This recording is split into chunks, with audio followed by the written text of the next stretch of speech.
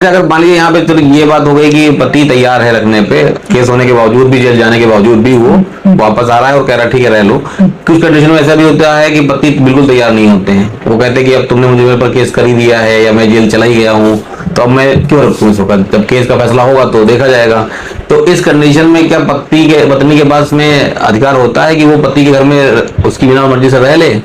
देखिए, इस कंडीशन में आप जो बता रहे हैं कि अगर ऐसी कंडीशन आप पति रखने के लिए ही नहीं तैयार हो रहा है कि मैं नहीं रखूंगा, तो इस कंडीशन में देखिए पत्नी के पास जो अधिकार है उन अधिकारों का तो वो उपयोग कर ही रही है। जाहिर सी बात है, उसने 498 की FIR कर रखी है, 12 DV एक्ट डोमेस्टिक वायलेंस का केस फाइल कर रखा है, ठीक है। अपने अधिकारों के लिए 125 CRPC आपका फाइल कर रखा है, जिसमें वो जो है मेंटेनेंस की डिमांड कर रही है। तो पत्नी अपने जो अधिकार ले रही है वो लेती रहेगी, उसमें उसको जो है नई कमी करी जाएगी और पति की प्रॉपर्टी पे भी राइट रहेगा क्योंकि वो एज अ पत्नी। लेकिन विचाराधीन मामला है, अभी उस पर कुछ कोर्ट ने फैसला नहीं दिया है,